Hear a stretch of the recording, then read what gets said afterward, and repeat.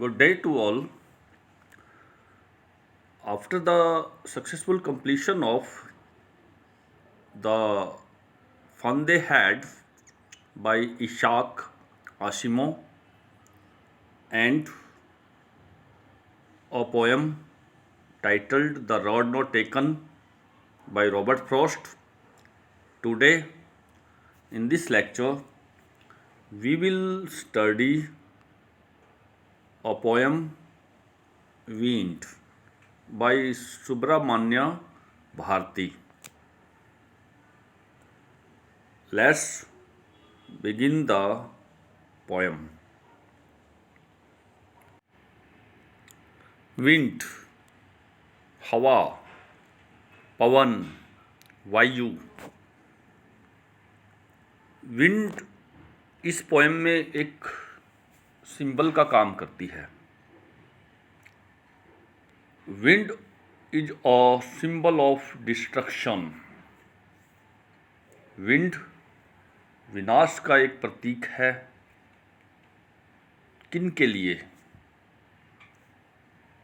उनके लिए जो कमज़ोर हैं, असहाय हैं।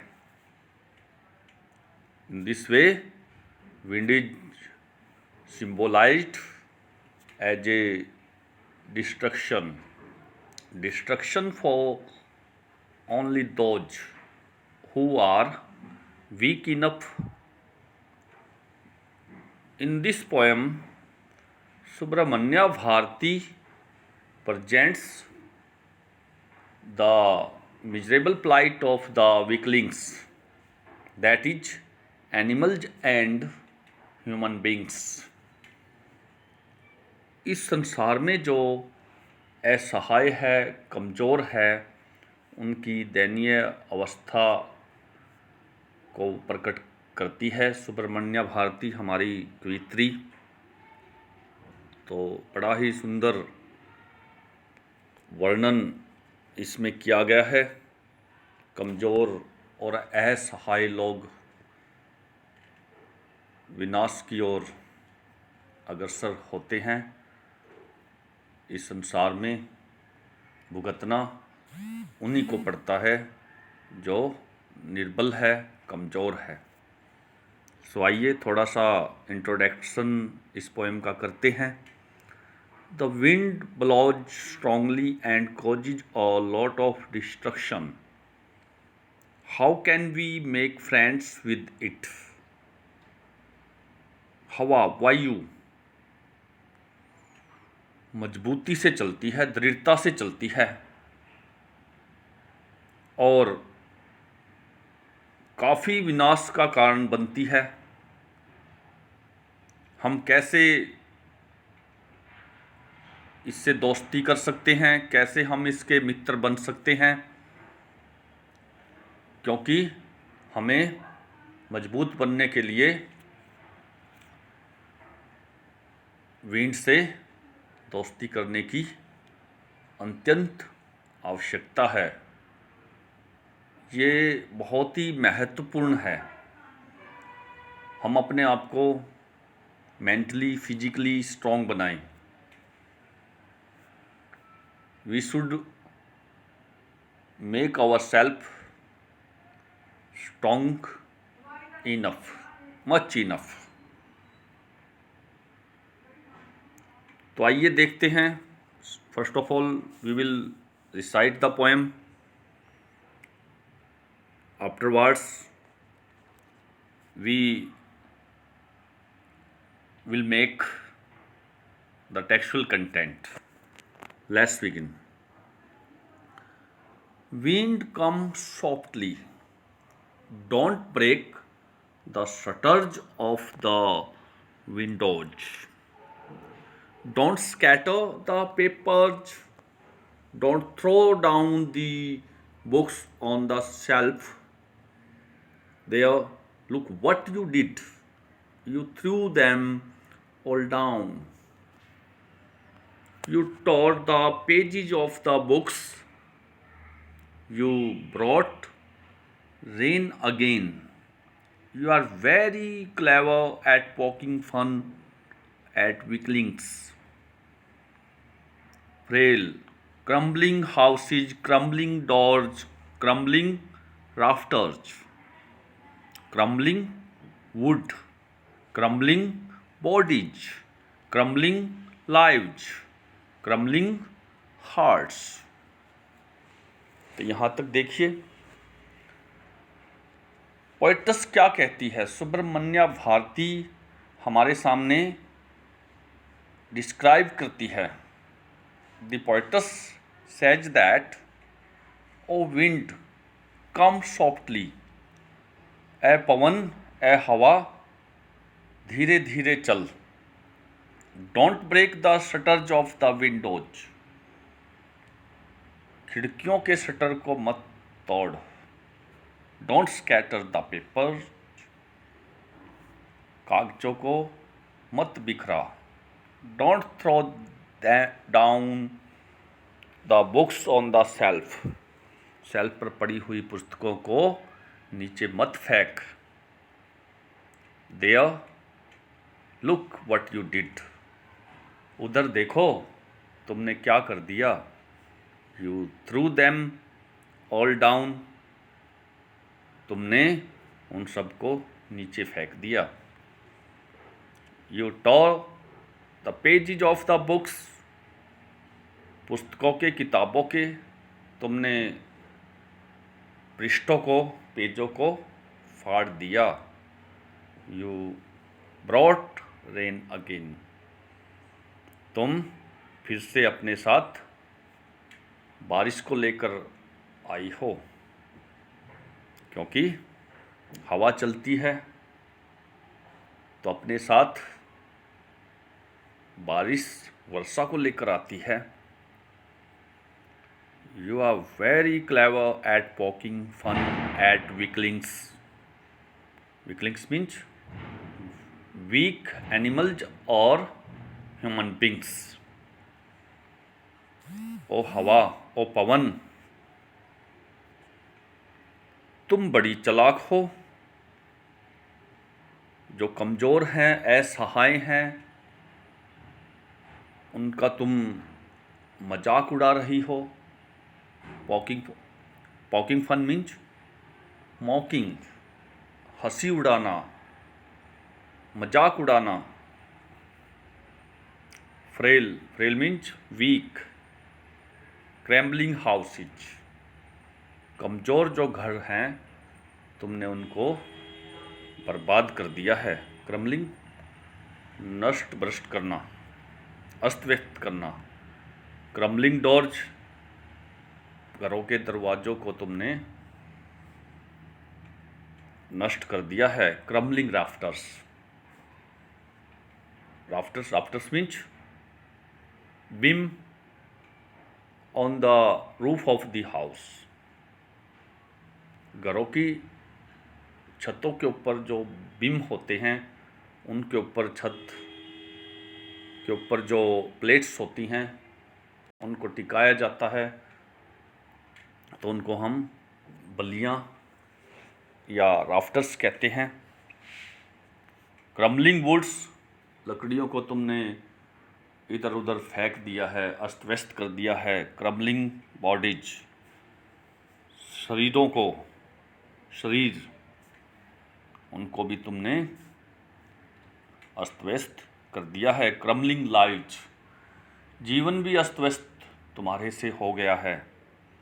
क्रम्बलिंग हार्ट्स, दिलों को भी तुमने नष्ट कर दिया है,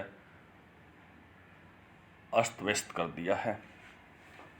तो हवा अपने साथ कितना बड़ा डिस्ट्रक्शन लेके आती है, यहाँ पे सिंबल्स का पोएटस ने यूज किया है। तो सिंबॉलिक पॉइंट ऑफ व्यू से हवा अपने साथ डिस्ट्रक्शन लेके आती है। जो अमीर लोग हैं, जो मजबूत हैं पैसे से, महलों से, उनका कुछ नहीं बिगड़ता। मारे कौन जाते हैं, दिल किसके टूटते हैं, घरों की छतें किसकी उड़ जाती हैं, लकड़ियाँ किसकी बिखर जाती हैं, दरवाजे खिड़कियाँ किसके टूट जाते हैं, उन्हीं लोगों के जो कमज़ोर हैं, पैसे से भी, शरीर से भी, मेंटल और फिजिकल पॉइंट ऑफ व्यू से भी। तो ये हवा का कहर सिर्फ कमज़ोर लोगों पर ज़्यादा पड़ता है। पोएटस हमें यही संदेश देती है। तो यहाँ पे इस स्टैंजा में हार्ट तक जहाँ पे ये मार्क लगा हुआ है, पंक्चुएशन मार्क, तो यहाँ तक हमने देखा है कि हवा अपने साथ कितना विनाश लेके आती है। तो इसके अलावा हम यहाँ पे कुछ लिटरेरी डिवाइसेज डिस्कस करेंगे। तो आइए देखते हैं। Don't break, don't scatter, don't throw. यहाँ पे एनाफोरा का प्रयोग किया गया है। Anaphora means the use of the words referring back to the words used earlier in a text, that is known as anaphora। और रेटोरिकल पॉइंट ऑफ व्यू से अगर हम देखें, यूज ऑफ द वर्ड और phrase at the beginning with successive clause is known as anaphora. मतलब बिल्कुल शुरुआत में सेकंड, थर्ड और फोर्थ लाइन में बार बार डोंट शब्दों का प्रयोग हुआ है। इसका मतलब यहाँ पे एनाफोरा है। एक लिटरेरी डिवाइस ये है। दूसरी literary device, you tore the pages of the books, you brought rain again. You word का प्रयोग यहाँ पे firstly you tore, secondly you brought, you are very clever, thirdly. तो इस तरह से हमने देखा है यू। और इसके अलावा यू टोर, यहाँ पे पर्सोनिफिकेशन है। यू टोर कौन करता है? Human beings. personification is a figure of speech in which non-living things are spoken as if they are human beings। तो personification, जिसको हिंदी में हम मानवीयकरण कहते हैं, मानवीयकरण का अर्थ क्या होता है? मानवीयकरण वो लिटरेरी डिवाइस है जिसमें निर्जीव वस्तुएं ऐसी प्रतीत होती हैं जैसे कि वो मनुष्य हो। तो यहाँ पे पर्सोनिफिकेशन दूसरी लिटरेरी डिवाइस। और इसके अलावा crumbling would, crumbling bodies, crumbling lives, crumbling hearts. यहाँ पे बार बार क्रम्बलिंग वर्ड का प्रयोग हुआ है। It means there is repetition means पुनरावृत्ति, बार बार किसी शब्द का प्रयोग किया जाना रिपीटिशन कहलाता है। सो यहाँ पे हमने 3-4 लिटरेरी डिवाइसेज डिस्कस की है। और भी कई बातें हैं जो हम आगे डिस्कस करते जाएंगे। और भी लिटरेरी डिवाइस को हम डिस्कस करेंगे। Let's proceed. आइए आगे बढ़ते हैं। The wind god winnows and crushes them all। यहाँ पे विंड गॉड, पवन देवता, वायु देवता। विनोज बौछारना, विनोइंग होना, क्रशिज देम ऑल। वायु देवता साफ करता जाता, जैसे कि एक किसान खेत के अंदर भूसे को अलग करता है अनाज से, उसको विनोइंग कहते हैं। तो यहाँ पवन देवता क्या करते हैं? मतलब जब पवन तेज गति प्राप्त कर लेती है, तेज गति से चलती है, तो वो मिट्टी कंकर पत्थर को अपने साथ उड़ा कर ले जाती है, वो विनोविंग करने का काम करती है, उसको विनोविंग कहा जाता है। एंड क्रशिज देम ऑल, सभी चीज़ों को नष्ट करती चली जाती है जो भी उसके रास्ते में आती है। He won't do what you tell him, वो पवन देवता ये नहीं कहेगा कि तुमने उसे क्या बतलाया। So come let's build strong homes, इसलिए आओ अपने घरों को हम मजबूत बनाएं। Let's join the doors firmly, आओ हम अपने घरों के दरवाज़ों को मजबूती से जोड़ें।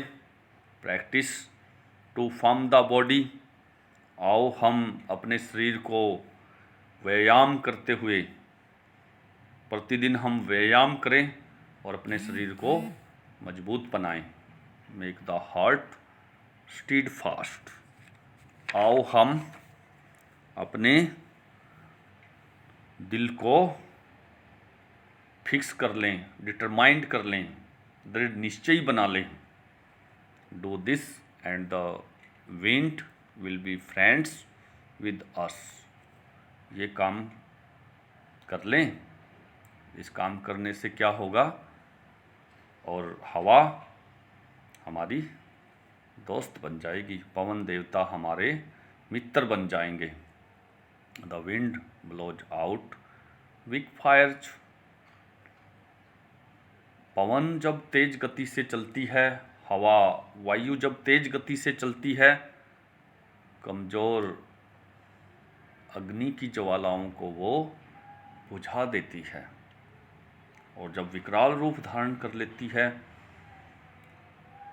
तो वृक्षों की टहनियों को टोर डाउन करती है, बीच से चीर डालती है, घरों की छतों को उड़ा कर ले जाती है। कौन से घरों की छतें? जो कमज़ोर पड़े हुए हैं। इसलिए हमें मजबूत होने की आवश्यकता है। We should be stronger, much stronger than the others, both physically and mentally. He makes strong fires roar and flourish. His friendship is good. We praise him every day. ही यहाँ पे फिर पर्सोनिफिकेशन का प्रयोग किया गया है, ही के माध्यम से। हिज फ्रेंडशिप, इन दोनों लाइंज में ही और हिज का प्रयोग हुआ है। इट मीन्स अभी थोड़ी देर पहले पिछले स्टैंजा में हमने डिस्कस किया था पर्सोनिफिकेशन, मानवीयकरण अलंकार। यहाँ से फिर मानवीयकरण अलंकार का प्रयोग किया गया है। He makes strong fire roar, he means Pavan देवता। मनुष्य के लिए ही का प्रयोग किया जाता है, मेल के लिए पार्टिकुलरली थर्ड पर्सन प्रोनाउन है ये, और हिज पजेसिव है। तो दोनों लाइन में यहाँ पर्सोनिफिकेशन है, मानवीयकरण है। He makes strong fire roar and flourish. Flourish means prosper, be wide spread, समृद्ध बनाना, और ज़्यादा भड़का देना। रोर मीन्स दहाड़े की आवाज़, तेज की आवाज़, सू की आवाज़ करना। ही makes strong fire roar and flourish. ये पवन देवता जो है, जो मजबूत आग की ज्वालाएं होती हैं उनको और भड़का देती है। वो ज्वालाएं तेज हवा के चलने से और ज़्यादा भड़कने लग जाती है, लपटें और ऊंची होने लग जाती है। और फ्लोरिश मीन्स वाइड स्प्रेड हो जाती है, प्रॉस्पर हो जाती है, और ज़्यादा बढ़ने लग जाती है। और जो कमज़ोर फायर्स होती है उसको तेज हवा बुझा भी देती है। His friendship is good, so the meaning thereby his friendship is good, मैंने बार बार बतलाया है, यहाँ पर्सोनिफिकेशन है, मानवीयकरण किया गया है। उसकी मित्रता अच्छी है। We praise him every day, हम प्रतिदिन उसकी प्रशंसा करते हैं, तारीफ़ करते हैं। तारीफ़ क्यों करते हैं? क्योंकि हवा के अंदर एक मजबूती है, एक ताकत है। अगर हम उसके से दोस्ती नहीं करेंगे तो वो हमें बर्बाद कर देगी। तो इस पोएम का जो मेन आइडिया है, सेंट्रल आइडिया है, वो यही है कि हमें इस मजबूत हवा से बचने के लिए अपने आप को दृढ़ निश्चयी बनाना होगा। हम दृढ़ निश्चयी कब बनेंगे? लगन और मेहनत से हम अध्ययन करेंगे, अपने आप को मजबूत बनाएंगे। अगर हम अच्छे ढंग से अध्ययन करेंगे, हमारा जीवन बनेगा, हम कैपेबल होंगे अच्छे अच्छे हाउसेज बनाने में, मकान तैयार करने में, अच्छी खिड़कियां लगाने में, अपने आप को मजबूत बनाने में। हमें शारीरिक व्यायाम करना होगा ताकि हम किसी भी विकट परिस्थिति का सामना कर सकें। जब हम मजबूत हैं तो हमारा कोई कुछ बिगाड़ नहीं सकता। तो इसलिए हमें दबंग होने की ज़रूरत है, मजबूत होने की ज़रूरत है। वो हम मेंटल और फिजिकल वर्क से, शारीरिक व्यायाम करके और पूरी लगन और मेहनत से कार्य करके अपने आप को स्ट्रॉन्ग बना सकते हैं। यही सेंट्रल आइडिया ये पोएम हमारे सामने प्रस्तुत करती है। इसके अलावा this poem has been written in free verse. फरी वर्स में ये पोएम लिखी गई है और सुब्रमण्य भारती के द्वारा लिखी गई एक अर्थपूर्ण, मीनिंगफुल, अर्थपूर्ण कविता है जो हमें एक अच्छा संदेश प्रदान करती है। इस पोएम को A.K. रामानुजन के द्वारा तमिल से ट्रांसलेट किया गया है और सुब्रमण्य भारती इसकी पोएटस है। तो I hope you will enjoy this poem. Thanks to all.